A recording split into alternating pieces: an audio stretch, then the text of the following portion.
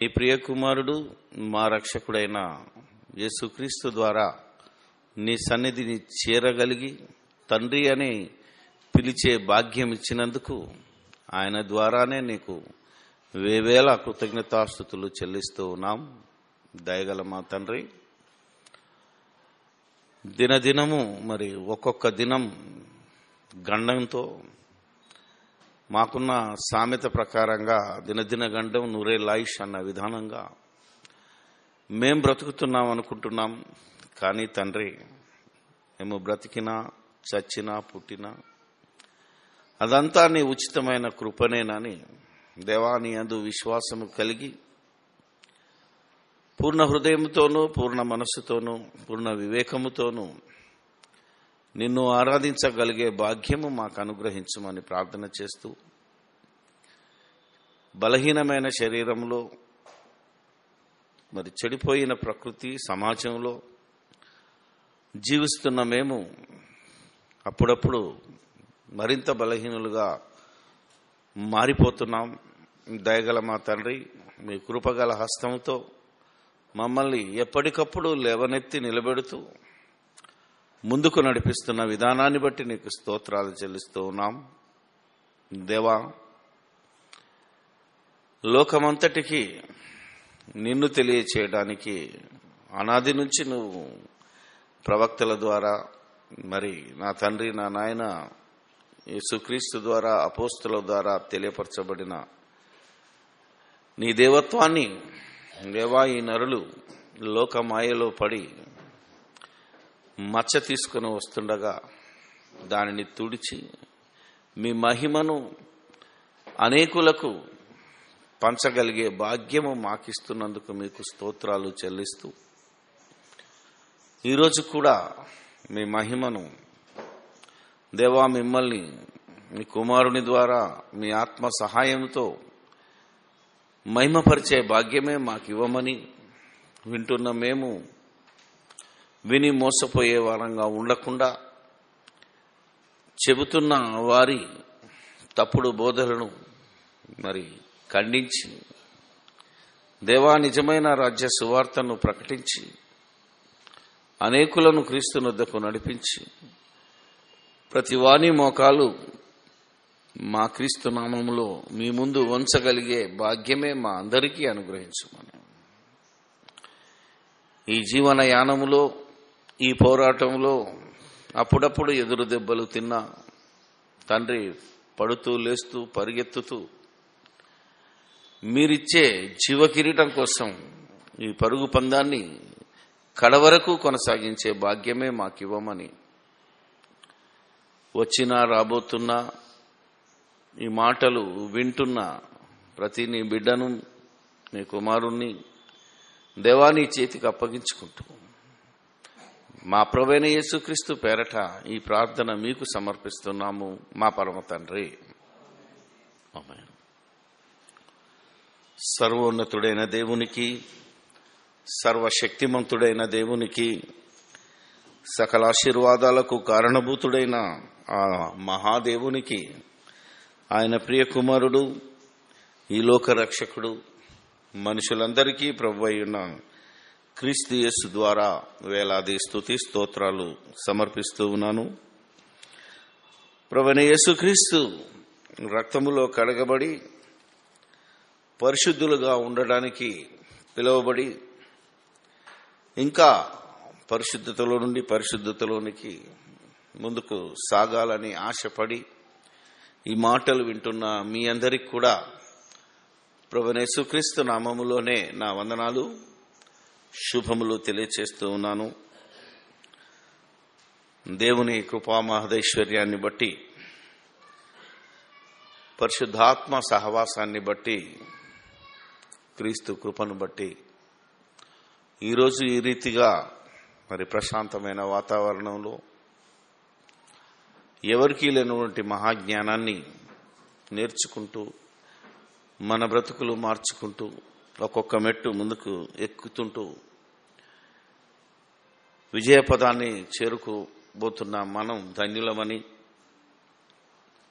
కానీ అనేక మంది ధన్యతను అంగీకరించక లేక తెలియక నాశనమైపోతున్నారు గనుక ఎన్నో సంగతులు మరి చెప్పినవే మళ్ళీ మళ్ళీ చెప్పి మీకోసమైనా లేదా ఈ వాక్యం ఇంకా మరి సర్వలోకానికి అనేక ప్రాంతాలకు వెళ్ళవలసి ఉంది గనుక వారిని మిమ్మల్ని దృష్టిలో పెట్టుకునే ఎప్పుడు నేను మాట్లాడుతున్నాను గనుక జాగ్రత్తగా వినినదైనా మరలా దాన్ని తవ్వితే మరింత అద్భుతంగా ఉంటుంది అనేది మీరిప్పుడు రుచి చూచి తెలుసుకోబోతున్నారు. మొన్న రాత్రి నేను ఒక ఫంక్షన్కి వెళ్ళి మరి కొంచెం లేట్గా వచ్చాను. 11 గంటలకు వచ్చి టీవీ ఆన్ చేశాను. నేను ఎప్పుడు చూస్తానంటే అప్పుడే చూస్తాను సాధారణంగా, లేకపోతే ఇంట్లో ఉంటే ఎప్పుడైనా వార్తలు చూస్తుంటాను. కల్వరి టీవీ ఛానల్ పెట్టి ఒక భక్తుడు ఒక అంశాన్ని మాట్లాడుతూ ఉన్నాడు. అందులో ప్రశ్నలు జవాబులు అనే ఒక కార్యక్రమం వస్తుంటుంది. ఈ మధ్య ప్రతి ఛానల్లో ఇదొక అలవాటైనట్టు 2-3 ఛానల్ చూస్తే ఆరాధన కానీ రక్షణ కానీ ప్రశ్నించేవాడు, ప్రశ్నకు సమాధానం చెప్పేవాడు మరిద్దరు ఏదైతే అంశాన్ని ఎన్నుకున్నారో వారు చెప్పింది రైట్ చేయడానికే ప్రయత్నమే తప్ప వాక్యానుసారంగా ప్రశ్నించే విధానం నాకు కనబడలేదు. జన్మ పాపమా కర్మ పాపమా అనే అంశం నడుస్తుంది. పసి పిల్లలకు జన్మ పాపం ఉన్నదా అనే అంశం మీద చర్చ జరుగుతుంది. అయితే నేను ఇంతవరకు ఎప్పుడు మరి ఆలోచించలేదు, మన పుస్తకంలో రాయలేదు. అంటే కామన్గా తీసుకున్నాను. కానీ నిన్నటి దినాన ఛానల్లో చూసినప్పుడు షాక్ వచ్చింది అనమాట. ఏంటంటే పసిపిల్లల్లో కూడా చనిపోతే మరి వీళ్ళు పరలోకం, వాళ్ళ దృష్టిలో పరలోక రాజ్యమే, వాళ్ళకు పరలోకానికి పరలోక రాజ్యానికి తేడా తెలియదు. పరలోక రాజ్యం అంటే సంఘం, పరలోకం అంటే పైనున్న లోకం, paradise, whatever it may be. Okay, పరదైస్కి వెళ్ళిన వాళ్ళు ఖచ్చితంగా పరలోకం వెళ్తారు. కాబట్టి అడుగుతున్నాడు ఏంటంటే ప్రశ్న, ఇది మనకేనా అంటే క్రైస్తవులకేనా లేకపోతే అందరికా అని అడిగినప్పుడు ఆ బోధకుడు షాక్ ఇచ్చే న్యూస్ ఇచ్చాడు. ఏంటంటే క్రీస్తు యేసులోనికి బాప్తిస్తం తీసుకొని క్రైస్తవ వివాహం చేసుకుని ఎవరికైతే పిల్లలు పుడతారో ఆ పిల్లలకు మాత్రమే పాపం ఆరోపింపబడదు, వాళ్ళు దేవుని కృప చొప్పున పరలోకం పోతారు. కానీ అన్యులకు పుట్టిన పసిపిల్లలు ఎట్టి పరిస్థితుల్లో పరిశుద్ధులు కారు. సర్టిఫికెట్ ఇచ్చేసాడు. నిజంగా ఈ యాంగిల్లో నేను ఎప్పుడు అంటే నేను సామాన్యంగా పసిపిల్లలు అంటే అందరూ పసిపిల్లలే తప్ప పసిపిల్లలు ఎవరికి పుట్టినా పసి వాళ్ళకి ఏమీ తెలియదు, అవునా కదా? ఏమీ తెలియదు అనే భావంలో ఇప్పటివరకు లోకమంతా ఉంటే ఈ ప్రబుద్ధుడు ఏం చేశాడంటే అందుకు తెలియదు. బైబిల్లో ఒక రెఫరెన్స్, మనం ఎన్ని రెఫరెన్సులు తీస్తామో అన్నిటికీ ఎక్కడ బైబిల్ను తప్పుపట్టే దేవుణ్ణి తప్పుపట్టే రెఫరెన్స్ దొరుకుతాను ఎతికే భక్తులు వీళ్ళంతా. ఎందుకంటే దాన్ని బట్టి వాళ్ళ వాదన సరిచేసుకోవాలని ప్రయత్నిస్తున్నారు తప్ప వీళ్ళ వాదనను బట్టి దేవుడు దోషిగా, దేవుడు పాపిగా నిలుస్తున్నాడనే ఆలోచన చాలా మంది బోధకులకు రావడపోవడమే విచారకరం. మనం ఏది చేసినా ఏం చేయమన్నాడు? వాక్యం ద్వారా ఆత్మచేత తండ్రి అయిన దేవుణ్ణి స్తుతించాలి, ఆరాధించాలి, మహిమపరచాలి. కానీ క్రైస్తవులకు ఒకటట, అన్యులకు ఒక రూల్ ఉందంట. అంటే బైబిలు ఓన్లీ క్రైస్తవులకు చెందిందే తప్ప వేరే వాళ్ళకు చెందింది కాదని, దేవుడు క్రైస్తవులకే దేవుడు తప్ప బైబిల్లో చెప్పిన దేవుడు లేదా బైబిల్లో వ్రాయబడిన మరి ఈ మోక్ష ప్రదాత రక్షకుడైన యేసుక్రీస్తు క్రైస్తవులకే అన్నట్టుగా ఆయన బోధ కనబడితే నాకెంత కోపం వచ్చిందంటే, అప్పటికే నేను జన్మపాపం బుక్ ఏం చేస్తున్నాను, రివైజ్ చేస్తున్నాను. అబ్బా నిజంగా నన్ను మా వాళ్ళందరూ ఫంక్షన్కి వెళ్ళారు, వాళ్ళు లేటు, వాళ్ళు ఇంకా గంటన్నరకు వచ్చారు, కానీ నేను ఎందుకో ముందు వచ్చాను ఆ రోజు. అంటే నన్ను ఎందుకే రప్పించావా అనుకున్నాను. వెంటనే 2-3 పేజీలు రాసేసాను. ఆడు ప్రసంగం అయితేనే ఉంది, టోటల్ బుక్లో మాడిఫికేషన్ చేశాను. కరెక్ట్గా దేవుడు నాకు ఇచ్చిన మంచి అవకాశం అనుకొని ఒకవైపు అతన్ని తిట్టాలా, ఒకవైపు దేవుణ్ణి పొగడాలనేది అర్థం కాని ప్రశ్న. ఎందుకంటే క్రైస్తవ వివాహం చేసుకుంటే క్రైస్తవుడా? అవునే, ఈరోజు చాలా మందిలో ఉన్న దౌర్భాగ్యపు ఇదే ఏంటంటే క్రైస్తవ వివాహం అంతే.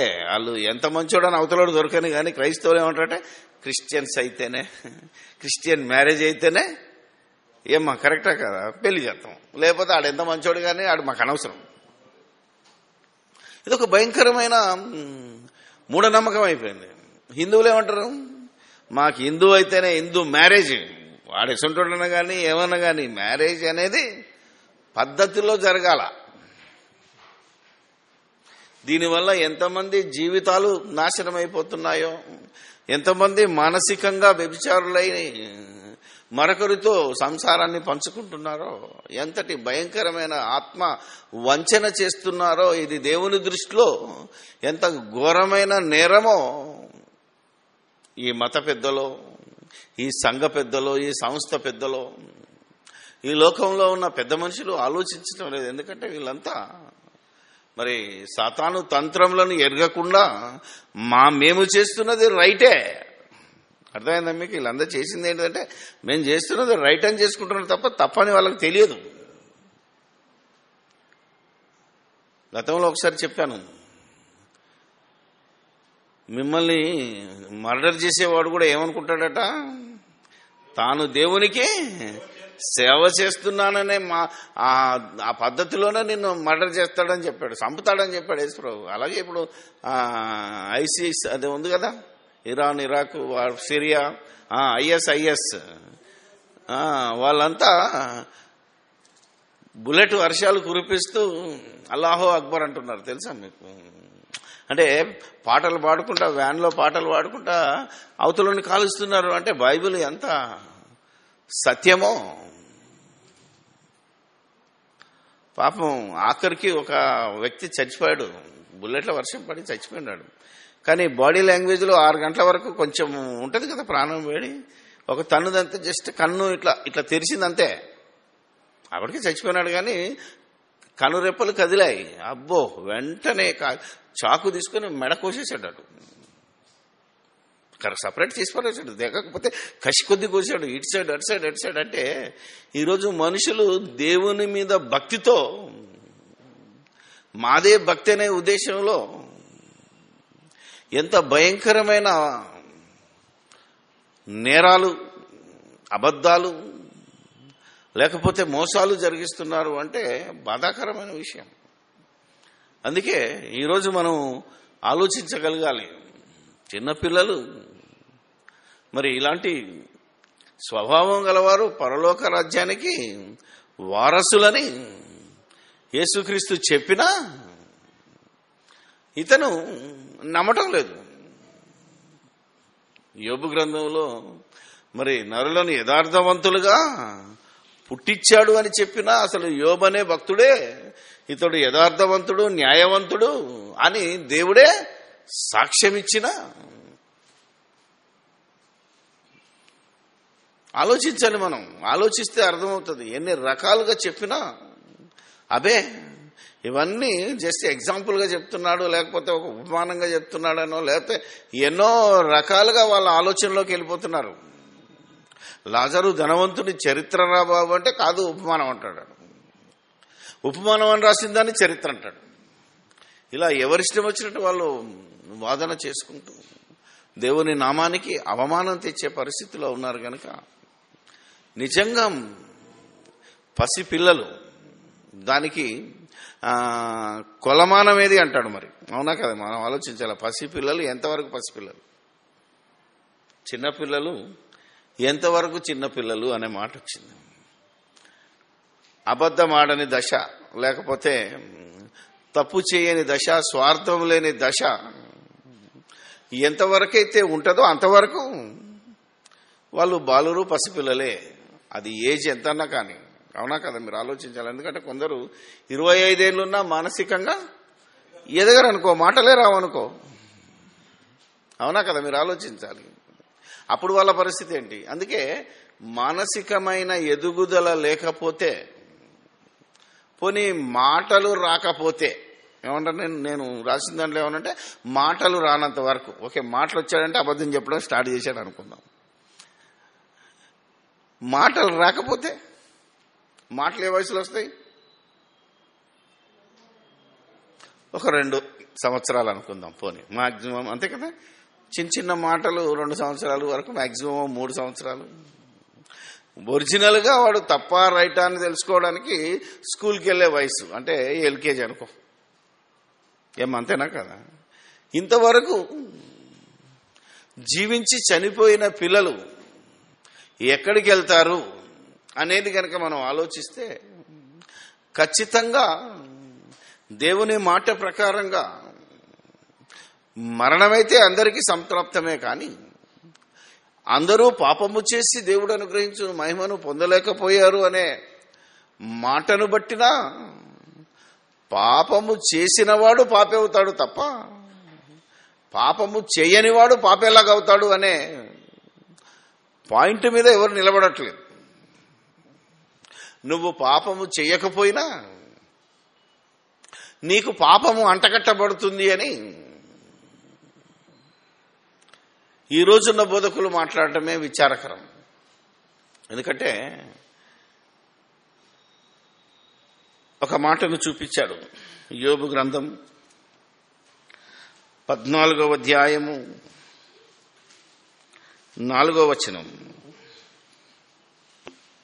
పాపసహితునిలో నుండి పాపరహితుడు పుట్టగలిగిన ఎడల ఎంత మేలు. అలాగున ఎవడును పుట్టనేరడు. ఇది యోబు గారు మరి తన మాటలలో నుంచి మాట్లాడుతున్న మాటని. కాబట్టి ఇది తీసుకొని ఈ భక్తుడు ఏమంటాడు అంటే, ఇంకొక మంచి అసలైన రిఫరెన్స్ తో నాకు దాదాపు ఒక అరగంట సేపు చెమటలు వచ్చేసాయి నాకు. నెక్స్ట్ రెఫరెన్స్ మీకు చూపిస్తాను. పాప సహితునిలో నుండి పాప రహితుడు పుట్టగలిగిన ఎంత మేలంటే, పాప సహితుడు అంటే పాపము కలిగిన వాడు, పాప రహితుడు అంటే పాపము లేనివాడు. అలాగున ఎవడు పుట్టనేరడు అనగానే ఆదాము పాపం చేశాడు గనక ఆదాము నుంచి పుట్టుకొచ్చిన వాళ్ళందరూ పాపులే అనే ఒక స్టాండర్డైజేషన్ చేసింది క్రైస్తవ్యం. దానికి ఉదాహరణ చెప్తాడు ఈ భక్తుడు.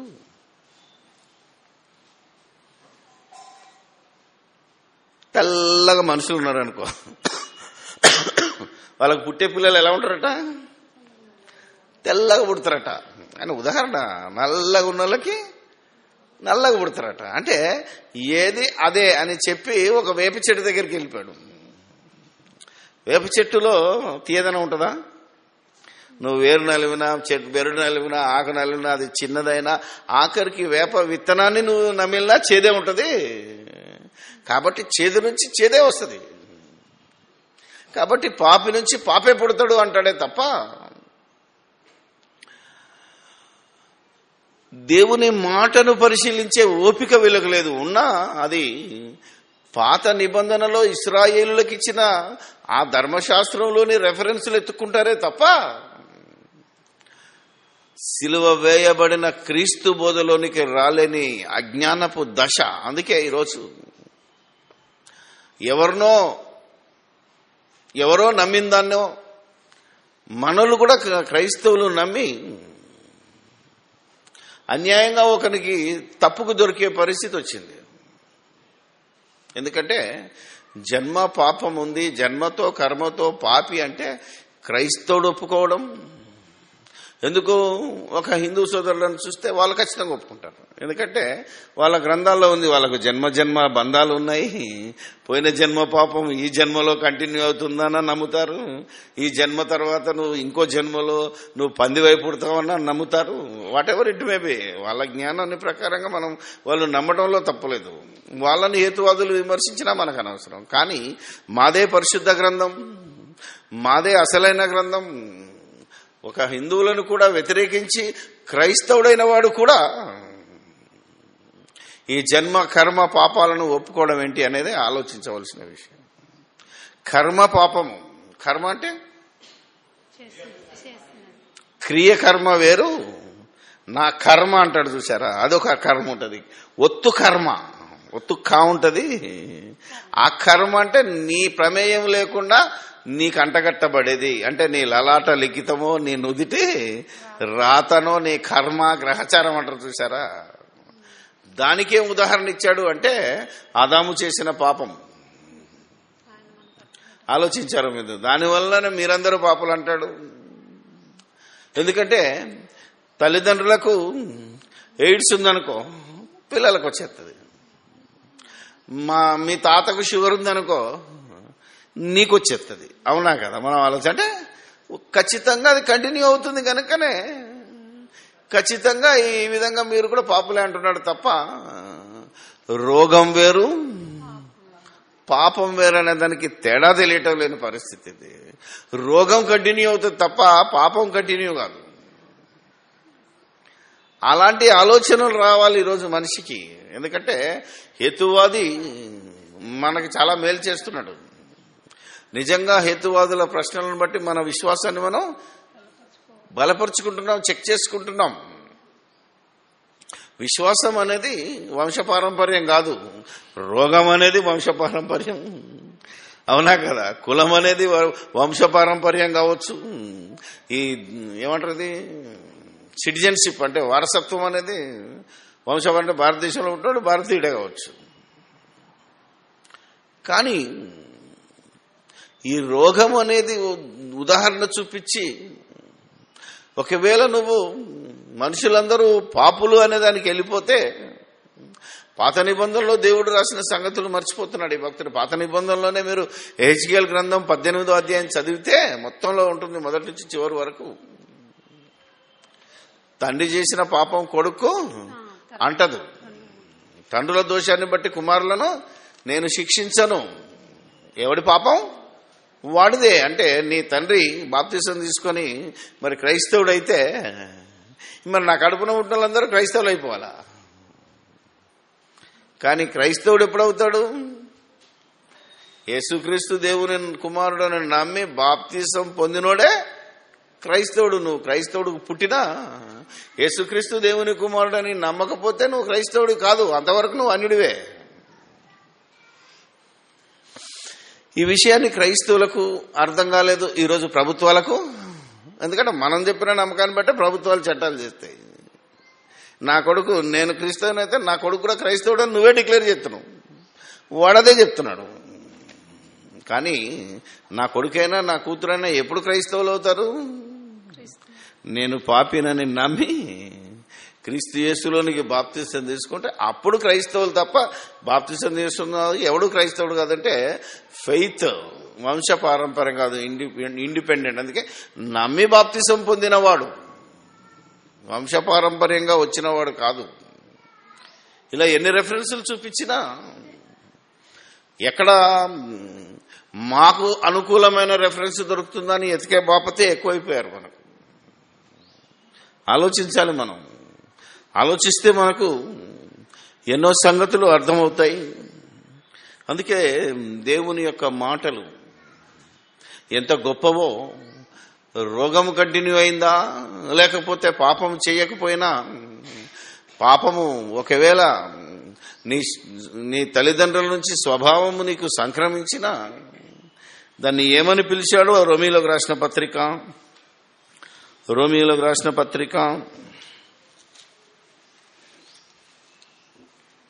5వ అధ్యాయము 5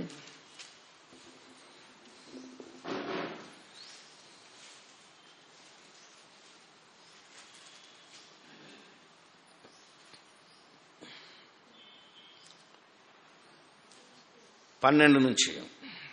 ఇట్లుండగా ఒక మనుషుని ద్వారా పాపము ద్వారా మరణమును లోకములో ఎలాగూ ప్రవేశించెనో అలాగుననే మనుషులందరూ పాపము చేసినందున అందరికీ సంప్రాప్తమైన మరణము అందరికీ సంప్రాప్తమైన పాపము చేసినందున ఒక వ్యక్తి ద్వారా పాపము లోకంలో ప్రవేశించింది. ఏలయనగా ధర్మశాస్త్రము వచ్చినదనుక పాపము లోకములో ఉండెను గాని ధర్మశాస్త్రము లేనప్పుడు పాపము ఆరోపింపబడదు. ధర్మశాస్త్రము లేనప్పుడు పాపము ఆరోపింపబడదు. అంటే ధర్మశాస్త్రము ఉన్నప్పుడు పాపము ఆరోపింపబడింది. ఇప్పుడు ఉన్నది అధర్మశాస్త్రం, ఇప్పుడు లేదు గనక తండ్రుల పాపం పిల్లల మీదకి రాదు. నా తండ్రి పాపి అయినా నేను పాపిని కాదు. నేనెప్పుడు పాపిని? నేను పాపము చేస్తే పాపిని, చేసేంత వరకు కాదు.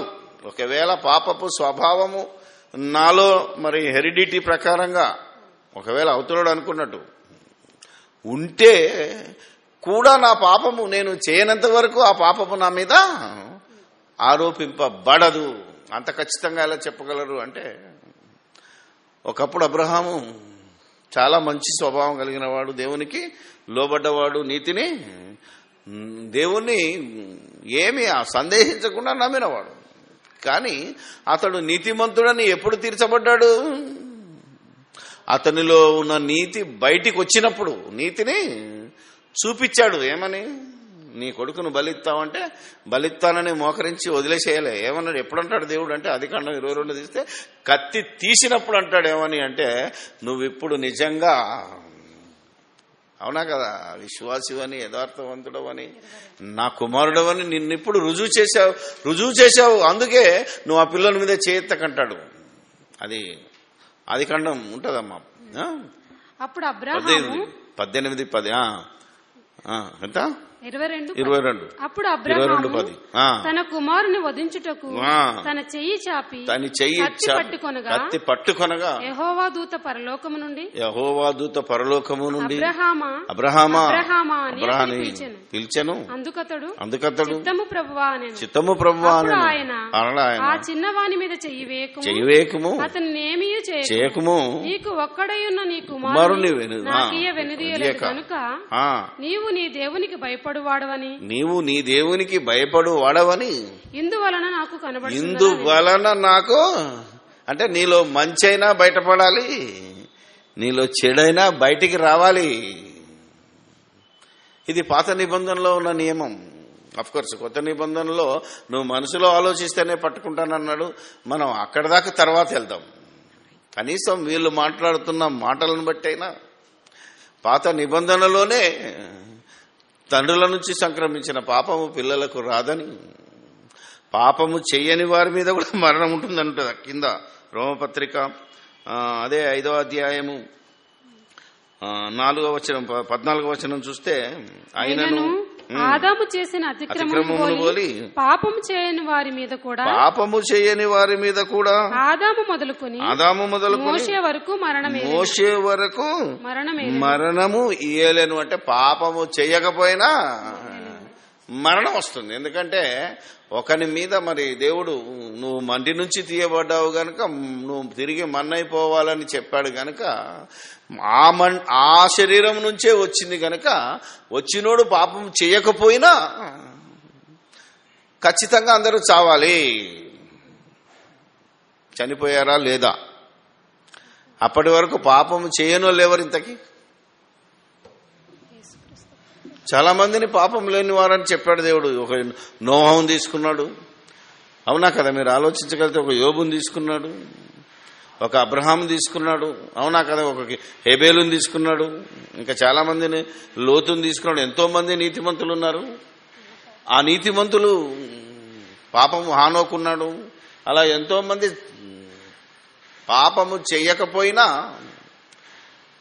మరి మరణం సంభవించింది. అలాంటి వారు కాకుండా ఎంతో మంది మరి చిన్నపిల్లలు కానీ మనుషులు కానీ చనిపోవడం మనం చూస్తున్నాం.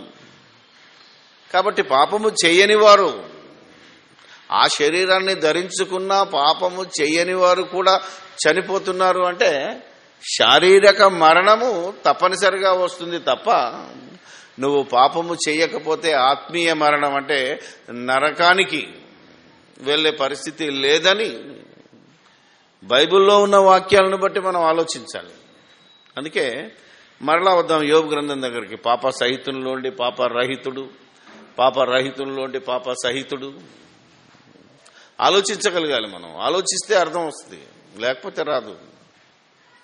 పాప సహితునిలో నుండి పాపరహితుడు పుట్టగలిగిన ఎడల ఎంత మేలు. అలా ఎవడు పుట్టనేరడు అని అన్నాడు కానీ పాప సహితుడైన ఆదాములో నుంచే పాపరహితుడైన ఏబోయలు పుట్టాడు ఫస్ట్. యేసుక్రీస్తు దాకెందుకు? అవునా కదా? నీతిమంతుడైన హెబేలు అంటాడు, తెలుసు కదా మీ అందరికి. హెబేలే పుట్టాడు. ఎంత బాగుంది. అబ్రహాము తల్లిదండ్రులు ఎవరో మనకు ఆ పేరు చెప్పినా వాళ్ళు విగ్రహారాధకులైతే అబ్రహాము నీతిమంతుడయ్యాడు. ఆలోచించాలి మనం. ఇస్సాకు, ఇలా ఎంతో మందిని చూడాలా. చాలా మందిని చూస్తే నీతిమంతుడైన లోతు నుంచి అనీతిమంతులైన పిల్లలు పుట్టారు. మరి నీతిమంతుల్లో నుంచి అనీతిమంతులు వస్తున్నారు, అనీతిమంతుల్లో నుంచి నీతిమంతులు కూడా వస్తున్నారు. What a wonderful word.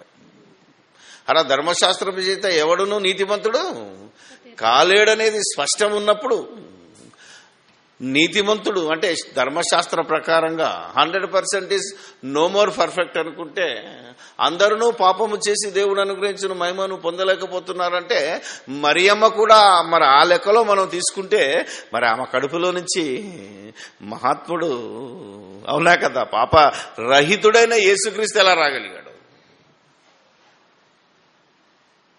ఇవన్నీ ఆలోచించాలి మనం.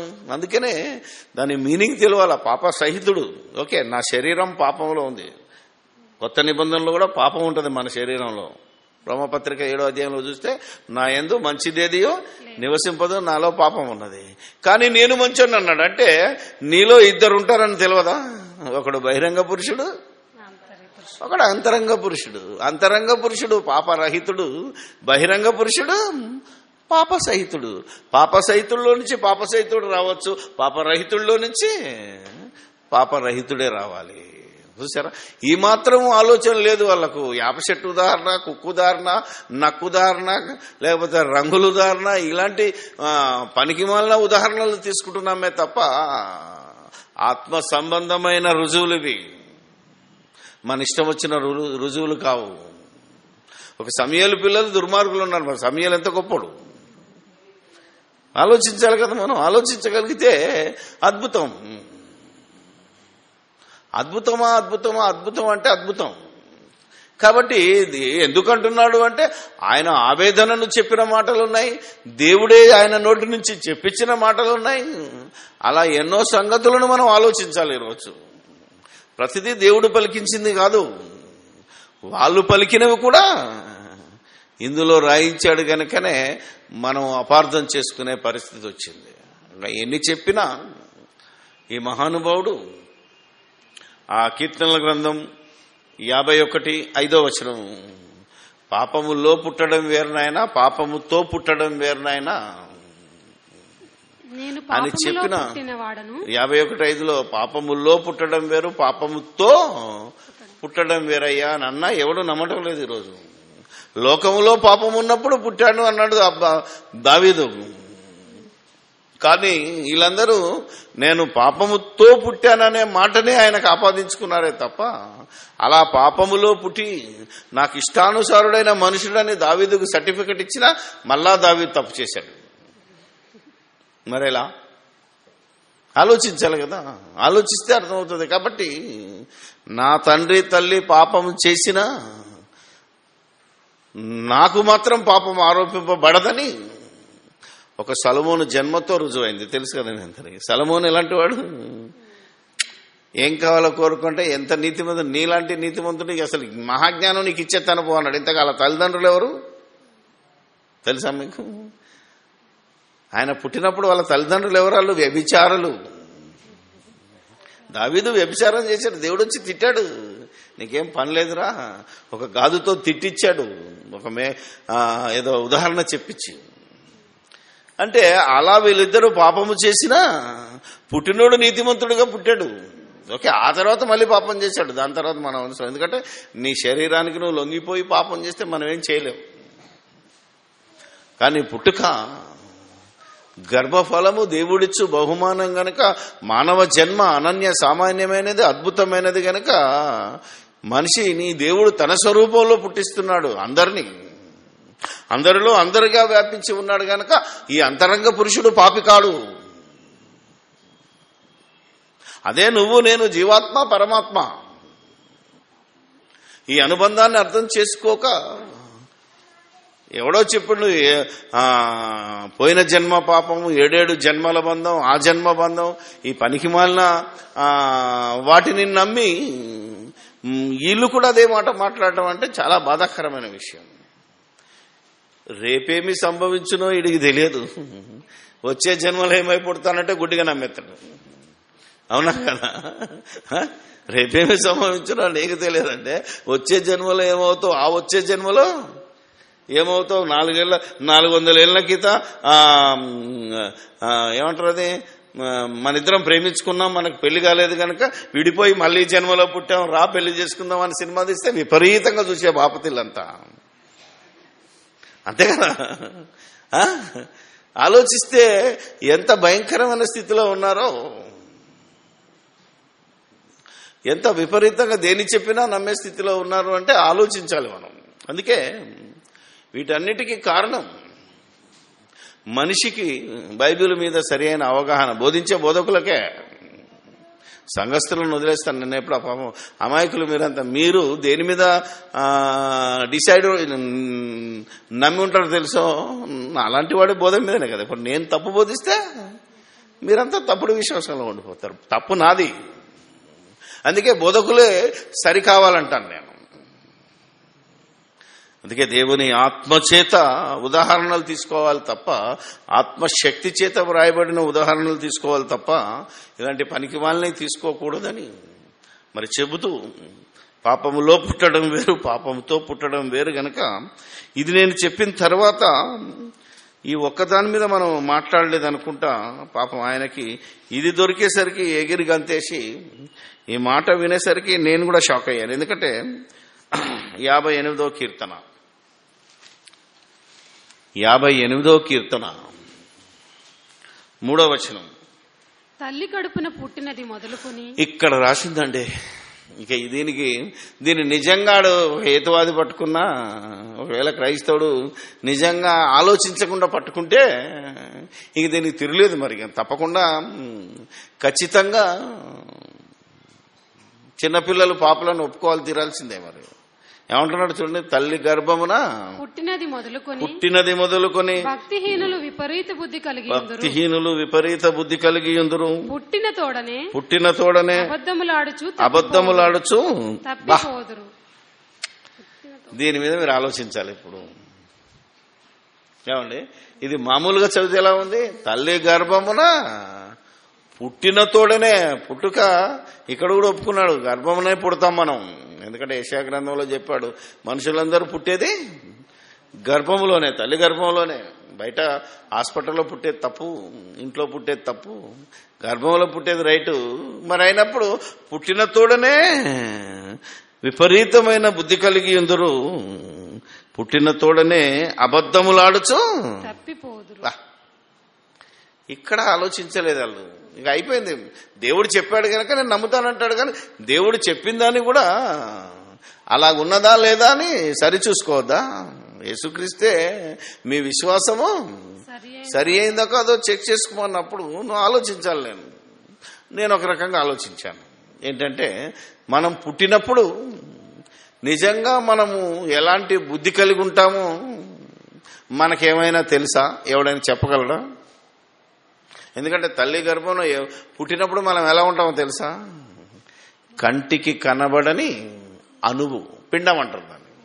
అప్పటికి ఆ పిండానికి మెదడు ఉండదు, చెవులుండవు, నోరుండదు, అవునా కదా? మీరు ఆలోచించగలిగితే ఈరోజు హేతువాది అదే అడుగుతున్నాడు. ఎప్పుడు మాట్లాడుతున్నాడు? పుట్టిన తోడనే అబద్ధం ఆడుతున్నాడంటే అసలు పుట్టినప్పుడు నీ భాష ప్రకారంగానే నోరే లేనప్పుడు వాడు అబద్ధం ఆడవలసిన తల్లి కడుపులో ఎక్కడ అబద్ధం ఆడతాడు? చూసారా? మరి బైబిల్ తప్ప? నిజంగా నువ్వు ఆలోచించకపోతే బైబిల్ తప్పే, కానీ బైబిల్లో తప్పుండదు. అర్థమైందా లేదు? బైబిల్లో తప్పుండదు. మీరు ఆలోచించండి, చూద్దాం. నేను కొన్ని మాటలు చెప్తుంటాను, ఎవరికైనా దీంట్లో బైబిల్ను రైట్ చేసే ఆలోచన. చూసారా? లైన్లో ఉన్నాడు కనుక నేను టైం ఇస్తున్నాను. ఆలోచించగలిగితే అద్భుతాలు బయటకు వస్తాయి. కాబట్టి చాలా మంది ఆలోచించాలి. ఇప్పుడు అసలు పుట్టిన తోడనే అబద్ధం ఆడే పరిస్థితి ఎక్కడొచ్చింది? చిన్న పిల్లోడు పుట్టగానే ఆడు ఏమేస్తాడు? ఏడుస్తాడు తప్ప ఆడు ఎందుకు ఏడుస్తున్నాడో మనకు తెలియని దశ. కాకపోతే పుట్టిన తోడనే విపరీతమైన బుద్ధి కలిగి ఉంటారు అనే మాటను బట్టి వీళ్ళు నిజంగా ఆ పాపపు స్వభావం పుట్టుకతోనే ఉంటది కాబట్టే పుట్టుకతో పాపి. మరి ఇది ఓన్లీ క్రైస్తవులకి కాదు, అన్యులకి అనడం మరీ అన్యాయం. అవునా కదా? క్రైస్తవులకు కాదట, అన్యులకు ఆపాదిస్తారట. ఇది మరీ అన్యాయం కదా. అసలు చిన్నపిల్లోడు క్రైస్తవుడు దానికి ఏం తెలుసు వాడికి? అవునా కదా? అబద్ధం ఏం తెలుసు? తండ్రి తెలియదు, తల్లి తెలియదు. తెలుసా? మీరు న్యాయంగా ఆలోచిస్తే నువ్వు ఎవరు చిటికేస్తే వాళ్ళ దిక్కు చూస్తాడు. ఆలోచించగలగాలి కదా. కొంతవరకు శాస్త్రం చెప్పింది, దాన్ని కూడా మనం చర్చిద్దాం. ఏంటంటే అందరెత్తుకుంటే ఏడుపు మానడు, కానీ తల్లెత్తుకుంటే ఏడుపు మానుస్తాడు. అది సైంటిఫికల్ గా ఏమన్నారంటే, తల్లి కడుపులో ఉన్నప్పుడు హార్ట్ బీటు మ్యాచ్ అవుతుంది కనుక, ట్యూన్ అవుతుంది కనుక, బయటకు వచ్చిన తర్వాత కూడా అమ్మ ఎప్పుడైతే ఎద మీద వేసుకుంటాడో ఆ బీటును అమ్మ నేను సేఫ్గానే ఉన్నానులే అనే ఉద్దేశంతో ఏడుపు మానేస్తాడు. ఆలోచించాలి.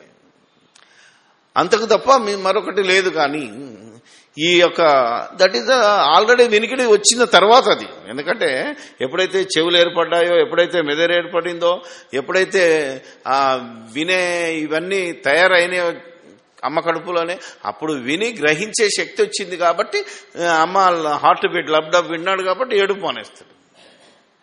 ఇలా కొన్ని వాస్తవాలను మనం అంగీకరిస్తూనే ఇంతకీ మాటలు ఎప్పుడు వస్తాయి? 2 సంవత్సరాల తర్వాత కూడా అబద్ధం ఆడాలన్నా, ఒకవేళ ఏం రా తిన్నావు అంటే నేను తినలేదు అక్క తిన్నది అన్నాడు అనుకో, అది ఎప్పుడొస్తుంది దానికి? దాదాపు అవునా కదా? మీరు ఆలోచించిన కనీసం 2 సంవత్సరాలు పట్టాలి. మరి ఈ లోపల ఈడు చచ్చిపోతే పోని 5 ఏళ్ళు కూడా వదిలేద్దాం. ఈ లోపలేనే చచ్చిపోతే పోని, తల్లి కడుపంలో పిండంగా ఉన్నప్పుడే 5-6 నెలలకు 7 నెలలకు అబార్షన్ అయిన వాళ్ళు చాలా మంది ఉన్నారు. మరి ఆడెటు పోవాలి? ఆని నరకానికి పంపితే దేవుడు అన్యాయస్తుడు కాడా? నిన్ను పుట్టించుమన్న దేవుడు, మధ్యలోనే చంపమన్న దేవుడు, చంపి నరకానికి పంపించమంటే ఇది దేవుడు న్యాయమా అన్యాయమా? ఇలాంటి దేవుని మనం ఇడు రాక్షసుడు అన్నాడు హేతువాది. ఇలాంటి దేవుని మనం నమ్మకూడదు. మనకు దేవునికి తేడా ఏముంది? దేవుడు పవిత్రుడైతే, పరిశుద్ధుడైతే, పక్షపాతము లేనివాడైతే దీనికి ఆన్సర్ కావాలన్నాడు ఒకడు. అందుకే ఈ మాటను గురించి ఒక అరగంట పిచ్చెక్కిపోయింది నాకు. మొత్తం నా ఇంట్లో ఉన్న 10 ఇంగ్లీష్ బైబిల్ చదివాను. ఎక్కడ చూసినా ఫ్రమ్ ద ఊమ్ అంటే గర్భములోనే అన్నాడు. గర్భము నుంచి బయటికి రాగానే అబద్ధాలు ఆడతారు, పాపం చేస్తారని ఉన్నది. వారిని ఎట్లా మళ్ళీ? నాకేమో హీబ్రూ రాదు, ఎందుకంటే హీబ్రూ బైబిల్ చదవాలి అంటే అందులో హీబ్రూ కూడా ఎలాంటిది? ఇప్పుడున్న హీబ్రూ వేరు, మోషే రాసినప్పుడు ఏదో దావీదుకి ఈ కీర్తన రాసిన అప్పుడు హీబ్రూ వేరు. మరి ఎందుకంటే మాడిఫై అవుతూ వస్తున్నది కనుక ఒరిజినల్ ప్రతి ఇప్పుడు దొరకదు కూడా. నువ్వు ఎక్కడికి ఎతికినా లాటిన్ దొరకదు. మరి గ్రీకులో రాయబడి కూడా 2000 సంవత్సరాలు అయిపోయింది. మరి ఇంగ్లీష్ చూస్తే ఇలా ఉంది. కాబట్టి మనకంటే తెలుగు కల్లోలు బైబిల్ తర్జుమా చేసిన వాళ్ళు మామూలు వాళ్ళు కాదు. ఎందుకంటే హీబ్రూ, గ్రీకు, యాన్షియంట్ హీబ్రూస్ అన్ని చదివి తర్జుమాలు చేశారు కనుక వాళ్ళకున్న జ్ఞానాన్ని మనం ఆలోచించగలిగితే, నేను అన్ని బైబిల్ తీసినాక తెలుగు బైబిల్ మరొకటి దొరికింది నాకు. అది ఆర్సీఎం బైబిల్. ఎందుకంటే ఈ మధ్యలో వాళ్ళు అప్డేట్ చేస్తూ వస్తున్నారు. మన బైబిల్, ఈ బైబిల్ ఉందా, ఇది 100 సంవత్సరాల కింద రాసింది, తెలుగు ప్రింట్ అయింది, అంటే తర్జుమా చేసి. అందుకనే వీళ్ళు మార్చలేరు కనుక ఈరోజు ఈ ముస్లింలకు కానీ హేతువాదులకు కానీ దీంట్లో తప్పులు దొరుకుతున్నాయి. మనము ఏమంటారు, అది రివైజ్ చేసినప్పుడు, రీప్రింట్ చేసినప్పుడల్లా కొన్ని మిస్టేక్స్ కానీ భాషాప్రదమైన పదాలను కానీ కరెక్ట్ చేస్తూ వస్తుండాలి. కానీ ఈ బైబిల్ సొసైటీ వాళ్ళు పని చేయట్లేదు వాళ్ళు. అందుకే నేను ఆర్సీఎం బైబిల్ ఎతికితే అందులో ఏమన్నా తెలుసా, ఆర్సీఎం బైబిల్ చదివాను. అంటే మరి మన ఇంటికాడ ఉంది, దాన్ని నేను రాసుకున్నాను. ఏమనుంటుందంటే, ఈ దుర్మార్గులు, అర్థమైంది లేదు. మన బైబిల్ ఏమనుంది, ఇప్పుడు మనం చదివే బైబిల్లో 58:3 మరొకసారి చదివి మీకు చదివి. తల్లి కడుపున పుట్టినది మొదలుకొని భక్తిహీనులు విపరీత బుద్ధి కలిగిందురు, పుట్టిన తోడనే అబద్ధములాడుచు తప్పిపోదురు. ఇప్పుడు ఇందులో ఎలా ఉందో చూసారా, ఈ దుర్మార్గులు పుట్టినప్పటి నుండి పెడత్రోవనే పట్టిరి, తాము జన్మించినప్పటి నుండి అబద్ధములే చెప్పిరి. ఇప్పుడు దీన్ని ఆలోచిస్తే తేడా ఉందా లేదా అని ఆలోచించాలి. గర్భమున పుట్టినది మొదలుకొని పుట్టినప్పటి నుంచా, లేకపోతే ఈ తర్జుమాలో భావం చేంజ్ అయిందా లేదా ఆలోచించండి. చేంజ్ అయింది అంటే ఎవరినో ఉద్దేశించి చెప్తున్నాడు, అందరి గురించి కాదు ఇది. అవునా కదా? ఈ దుర్మార్గులు ఎవరిల్లు ఇంతకి అర్థమైనా లేదా? ఎవరిల్లు అనుకుంటున్నారు? ఆనాటి యూదులు ఈయనను చంపడానికి తరుముతున్నోళ్ళు. పరమ దుర్మార్గులు అంటే యూదులే, వాళ్ళని గురించే మాట్లాడుతున్నాడు. సౌలు ఈయనను చంపనీకి ట్రై చేస్తున్నాడు కనుక ఈ దుర్మార్గులు ఎవరల్లు ఇంతకి ఎలాంటి వాళ్ళట, మన దాంట్లో ఏమన్నాడు, భక్తిహీనులు. భక్తిహీనులన్నా దుర్మార్గులు అంటే చెడు చేసిన వాళ్ళు, భక్తి లేని వాళ్ళు, భక్తి పేరు చెప్పుకొని మా అంత భక్తులు లేరని చెప్పుకున్న భక్తిహీనులు వీళ్ళు. ఆ కీర్తనల గ్రంథము 14:53 ఏవైతే దేవుడు లేడనే బుద్ధిహీనులు అవన్నీ చెప్పింది ఈ దుర్మార్గులు, యూదుల గురించే, ఆనాటి యూదుల గురించే. దోషారోపణ చేశాడు నీతిమంతుడు ఒక్కడు లేడనే ఈ దోషారోపణ వాళ్ళ మీద చేశాడు దావీదు, గాని మన అందరి మీద చేయలేదు. కాబట్టి వీళ్ళు పుట్టినతో, ఎందుకంటే ఇప్పుడు దుర్మార్గులు ఎలాగారంటే వాడు పుట్టినప్పటి నుంచే ఇవే నేర్చుకున్నాడు, ఇవే మాట్లాడాడు కనుకంటే మాటలు వచ్చినప్పటి నుంచి అబద్ధాలు ఆడుతున్నారు అని అర్థం. అర్థమైంది లేదు? చిన్నప్పటి నుంచి వాళ్ళ అమ్మా నాన్న పెంచలేదు. అందుకే దాని తర్వాత సొలొమోను వచ్చి ఏమంటాడంటే, బాలుడు నడవలసిన త్రోవను నేర్పు, అవసరమైతే బత్తంతో కొట్టు, బండకేసి ఉతుకు అన్నాడు. ఎందుకంటే నేర్పిన దాన్ని బట్టి వాడు మారుతాడు.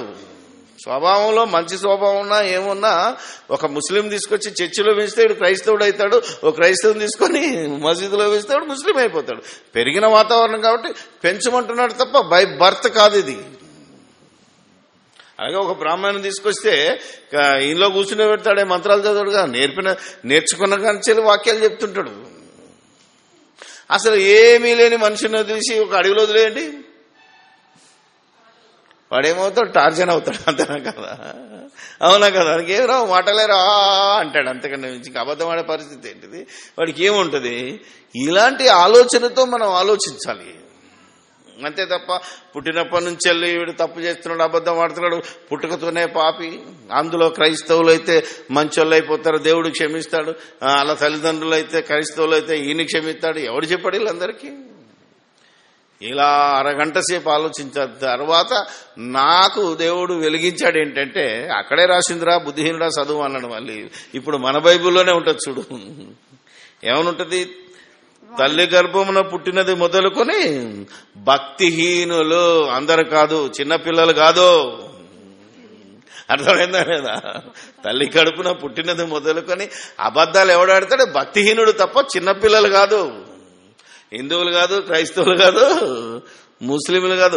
భక్తిహీనులు అబద్ధం ఆడతారు, వాళ్ళు పాపం చేస్తారు, వాళ్ళే పాపులు.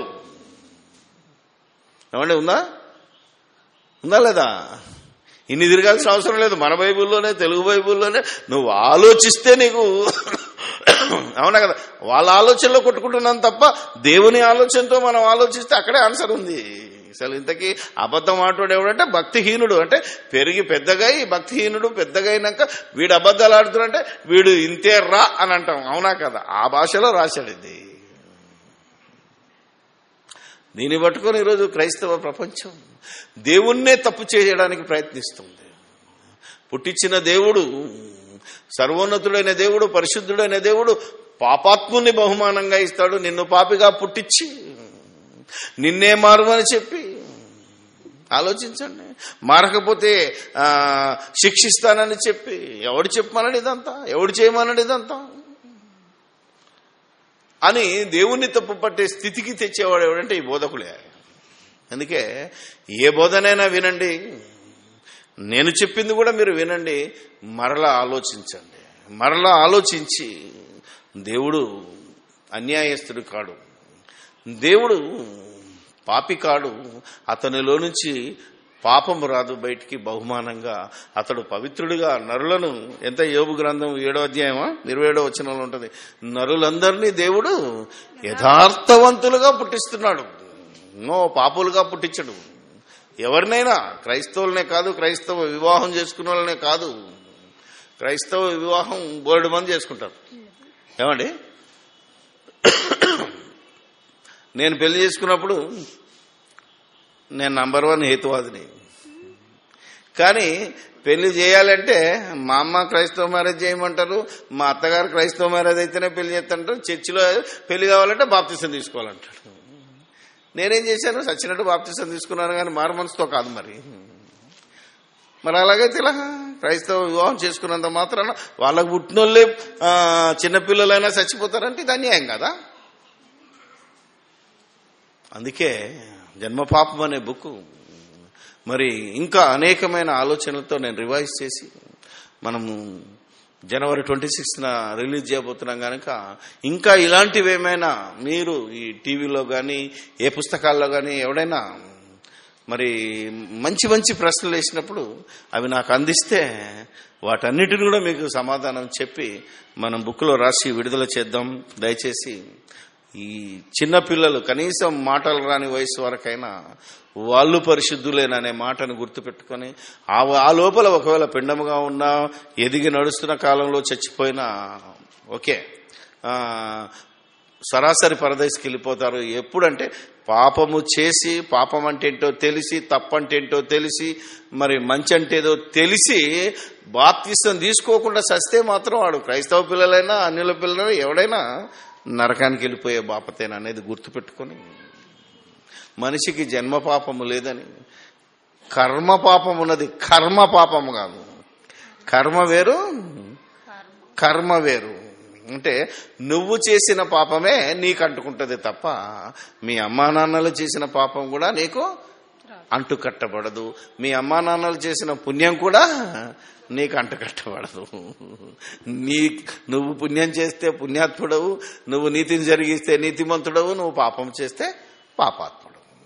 ఇది దేవుడు చేసిన తీర్పు, దేవుడు నిర్ణయించిన తీర్పు, దేవుడు రాయించిన తీర్పు అనేది ప్రతి క్రైస్తవులు, క్రైస్తవేతరులు గుర్తుపెట్టుకుని బైబిల్ ఎంత గొప్పదో ఆలోచించి ప్రతి వాని మోకాలు యేసునామములో వంగి తీరాలని విశ్వాసంతో ముందుకు వెళ్ళిన వాడే నిజమైన క్రైస్తవుడని దేవుని పక్షాన మీకు తెలియచేస్తూ, ఎలాంటి బోధల వైపు మీరు తిరగకుండా, చంచల మనస్కులు కాకుండా, విన్నదానిని ఆలోచించి గ్రహించి దాని ప్రకారంగా ప్రవర్తించాలని మిమ్మల్ని కోరుకుంటూ సెలవు తీసుకుంటున్నాను. ప్రార్థన చేసుకుందాం.